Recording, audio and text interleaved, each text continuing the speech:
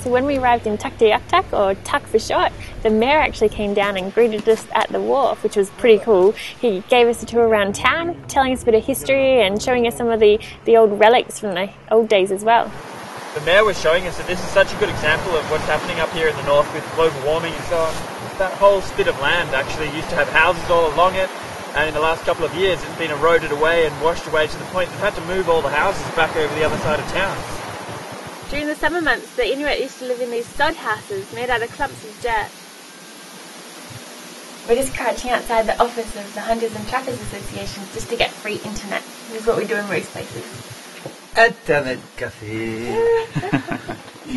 Back in Cambridge Bay, when I was trying to put all of our antennas and stuff back on after wintering, our AIS antenna it broke, the cable fell out the bottom and there's no way of putting it back in. So I wrote an email to the Shakespeare antenna people, and they very kindly just posted out a brand new antenna for us to the post office here in Tuk, and it was just there waiting for us. So now we've got to reinstall this new antenna and get our AIS watchmate system back up and running, which would be great. You can see how much driftwood is washed up on the shore here. This is all coming out of the Mackenzie River. We're not even in the direct river flow yet. We're around the corner, but today we're going to set off to Herschel Island, and we have to be really careful. The water's going to be full of these logs. We're filling up about 200 litres of diesel here in Tuk, but it's quite annoying that the diesel bowsel head is too big to fit in our little jerry cans. So we've had to kind of Duct tape on an extension. Slow, but we're getting there. We're just leaving Tuktoyaktuk, and you can see behind me the pingus. They're an interesting landform that shows the power of the permafrost. It's when like an old lake drains away for some reason, and underneath the lake the soil is kind of wet but hasn't frozen. But then when the lake's drained away, the cold air kind of freezes the top, but then it's like there's this pocket of kind of wet water that's frozen on the top, frozen on the bottom, and then that kind of freezes and expands up, and you end up with this kind of hill. It's just random little like volcano-like hills that are just scattered all around this region. It's really weird. We've also got to be really careful sailing through this area because there's all these pingus underneath the water as well, and the chart sort of shows that it's really deep and then suddenly really shallow and deep, and you've got to be kind of careful where you're going. I thought I'd try and explain to you how our self-steering gear works.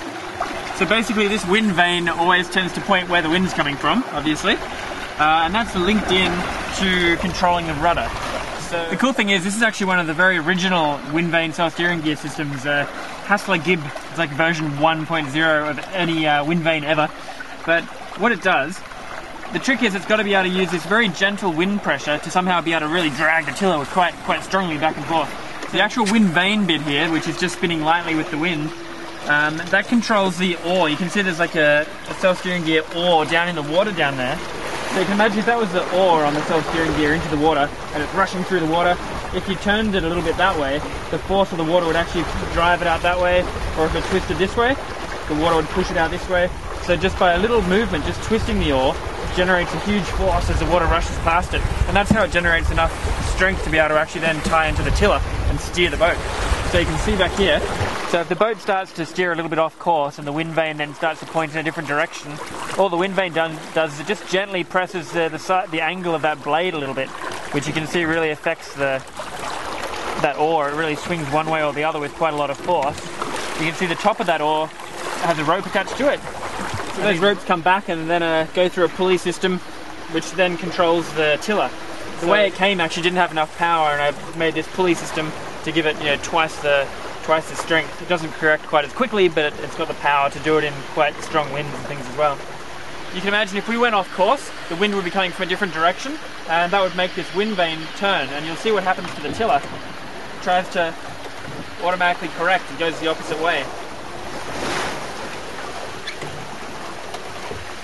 So as long as the wind doesn't change direction, this will keep us pointing in exactly the same course. If the boat tries to go off, it'll correct it and pull it back on again, kind of constantly trying to get it set in the right course.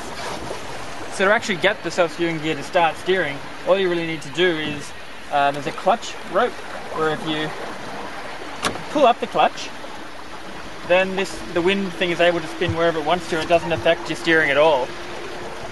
And you let the wind vane point into the wind for your current course, so it's kind of happy where it is. You drop the clutch rope, and now it kind of engages, and now if you actually twisted the wind vane, it'll do stuff. And to change course, you could either unclutch the whole thing and point the boat in the right direction and then reclutch it again. But it also has two little control strings. If you pull this string, we end up going more this way, or if I pull this one, it starts to just correct and we'll point more the other way. So you can actually steer the whole boat from back inside our mid-cockpit, just leaning up through that little circular hatch and pulling left a bit, right a bit, and correcting the course. The last cool little feature of this thing is that if that little oar hits something in the water, like a log or something, you would want it to break off. So it's actually got a tension adjustment, and if it hits something too hard, it actually sort of goes bang, and the oar is allowed to kind of come up, so it'll clear the log or whatever it is, and you can then just set it back again. So it's a really very simple principle, but it's incredibly useful for sailing. As you can imagine, it means in everything from quite light winds to really, really strong gales. The thing can just literally steer the boat for you, and you don't need to be out here in the cold and in the weather, and you can be safely inside, keeping warm and making proper decisions and so on. So we've obviously come a lot more advanced since this one, but it does the job amazingly well. I'm really surprised. After an overnight sail, we made it to Herschel Island, our last stop before Alaska. It's a beautiful and fragile little island, apparently listed as one of the top 100 places to see before global warming destroys it. So I've just arrived here at Herschel Island and come ashore and just having a quick look around. It looks beautiful here. Ready? There's so much driftwood up here. I guess it's all just come out of the Mackenzie River, but there's so much of it.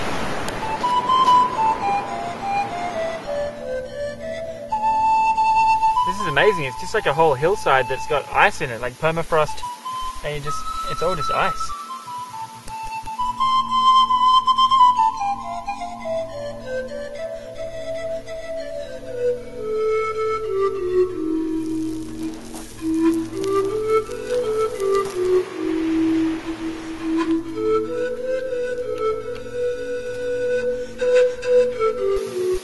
Pretty amazing.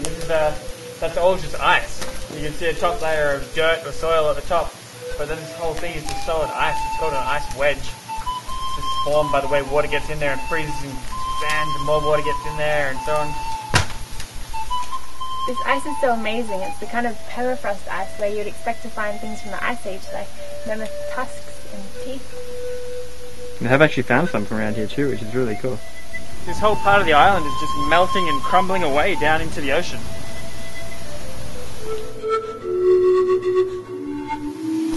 We just came across these fresh looking caribou tracks. We think maybe if we can follow them we might be able to find a caribou.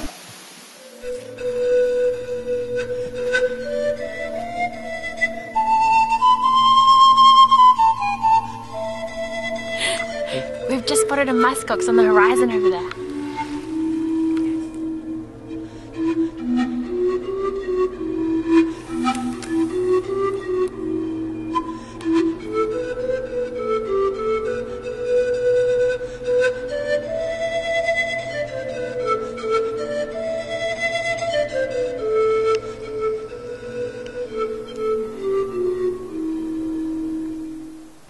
The rangers on the island were so friendly. One of them even gave us a tour of some of the old buildings around town, and there was heaps of old bones and fossils and skulls and things. It was cool, and there was also a lot of whaling history to the island as well, so it was great to learn about all that. But he also had the cutest little puppy in the world, so adorable. Another one of these ice slumps here. It's amazing. We were talking to the rangers and they were saying that these ice slumps here didn't used to be here all that long ago, and they've just started to crop up everywhere, even inland in the middle of the island, just sort of melting away.